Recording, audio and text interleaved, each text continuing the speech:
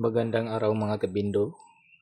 May bagong products tayo na ngayon is yung tinatawag natin na 5-in-1. 5-in-1 siya kasi 5 na siya. Meron na siyang ilod, cash in, bills payment, piso wifi at saka charging station. Ito yon. So, meron na din siyang receipt. May resibo na siya. May bill acceptor, coin slot. So, paano ba siya gagana? I-demo natin kung paano siya gagana.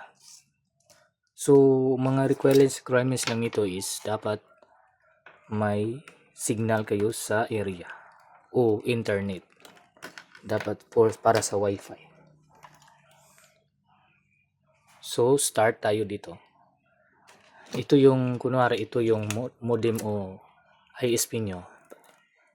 I-plug nyo dito sa LAN port ng ISP yung cable, LAN cable. So, dito sa box.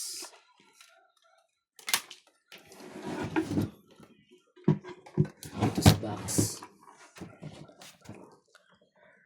Ito, may nakalagay dyan ISP. Ilagyan nyo lang yung LAN cable from modem LAN port to Vindo LAN port. So, ito ISP. Meaning ISP. Internet Service Provider. So, yan. So, meron pang isa, yung EP. Ito yung EP.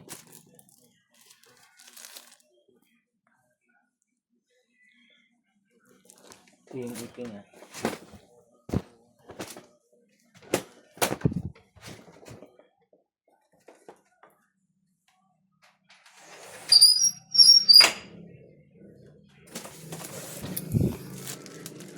Ito yung EP TP-Link na brand. So, meron na tayo dito.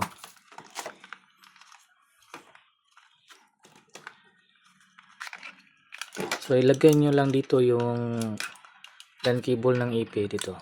Lagay nyo lang dito. Pag hindi pa yan na plug sa pag dumating sa inyo, ilagay nyo lang dito. Yan. So, yung dulo ng EP nyo, dito nyo ilagay. Wala na kayong gagaliwan dun sa pagdating sa inyo.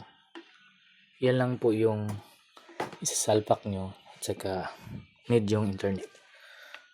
Next, gagawin natin.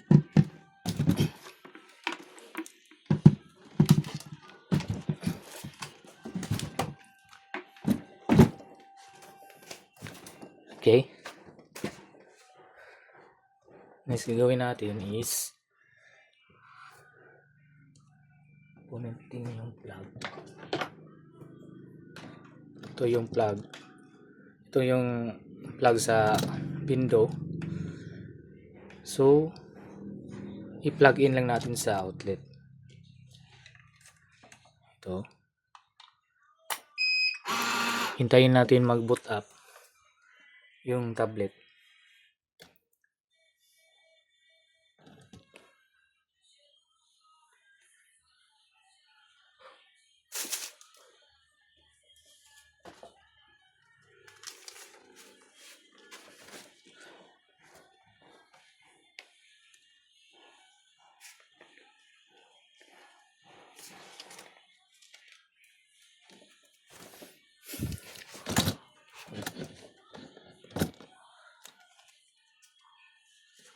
Yung sa charging port pala is 4 na USB port yung nakalagay dito.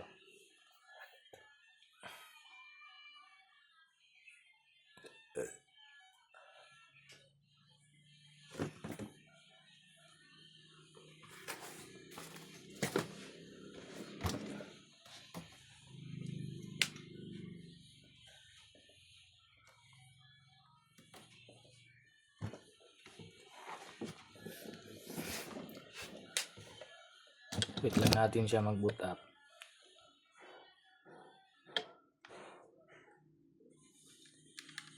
So nakita nyo is nag-boot up na siya yung machine natin.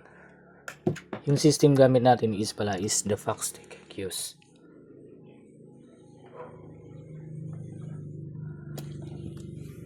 So testing natin yung una, yung sa charging station.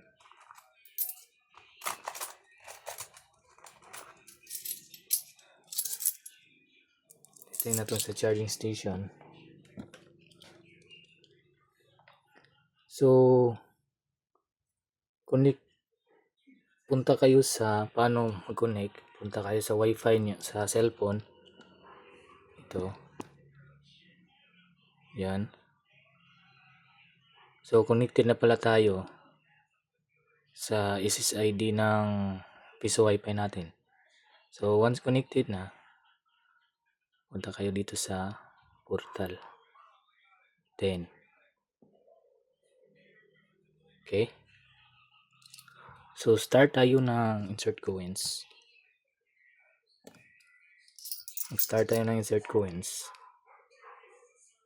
So pindutin nyo lang yung charging.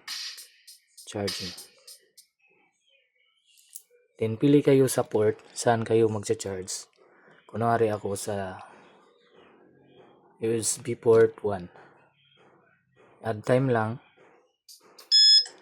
So magpa-pop up siya. So insert nyo dito yung coins nyo. Yan. Bali mag-accept na to ng lahat ng coins. All coins accepted, pati yung bagong coins na 20. So dito naman sa papel, tanggap na siya din yung papel.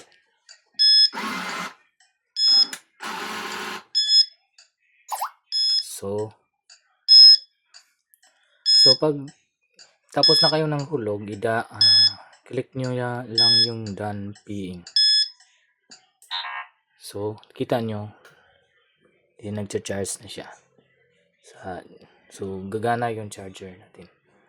So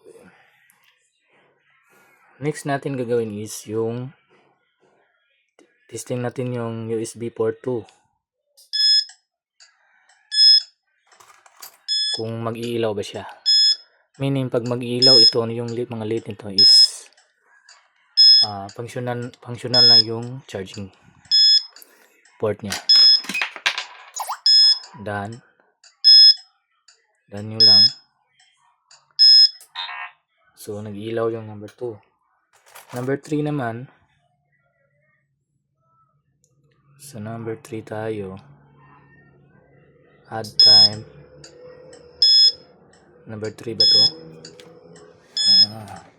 Lang. Number 3. Insert. Done. Mag-ilaw yung number 3.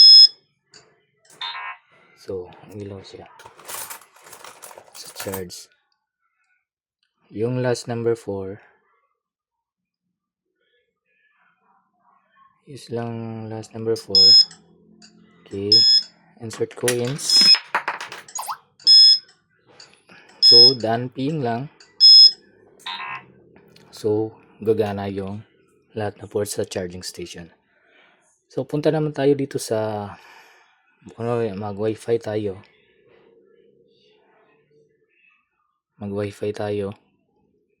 So, sa wifi dito kayo magpindot sa insert coin. Iba yon sa charging at saka insert coin. Insert coin sa wifi ito. Insert coins. So, pop up siya. hulog ng coins.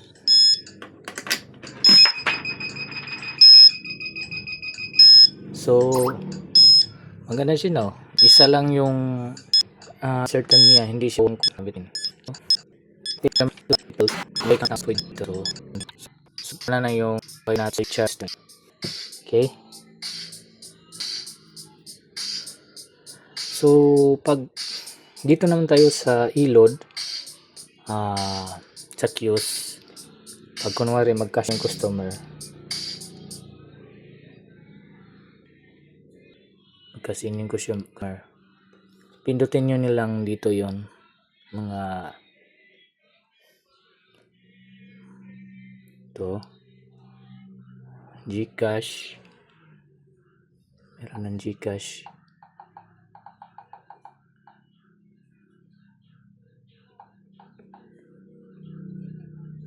so machine efficient wallet is meaning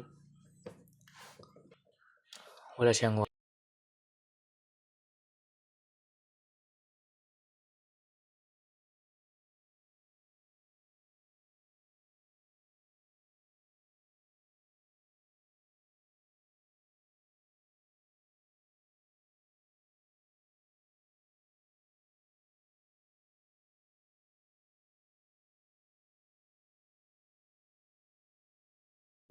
testing na si walang what tanong prepaid.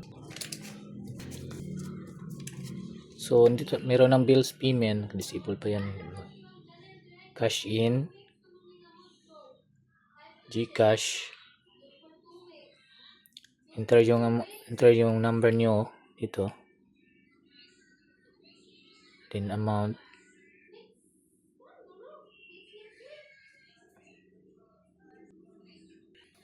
so nyo din papel na pera 20, new polymers na 50, then new polymers napasok na ko na yung 100, na polymers 500.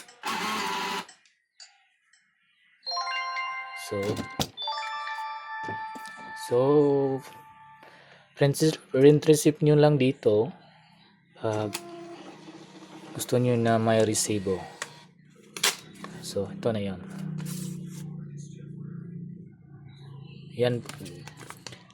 Yan po yung feature ng 5-in-1. Meron ng A-load, cash in, bills payment, wifi at so charging station. So sa Piso wifi charging station at saka yung A-load na sa kiosk, isa lang yung coin slot na hulugan to at saka yung bills. Okay, yan lang po ngayon mga kabindo. Maraming salamat po sa mga mag-order. Message niyo lang po kayo bisa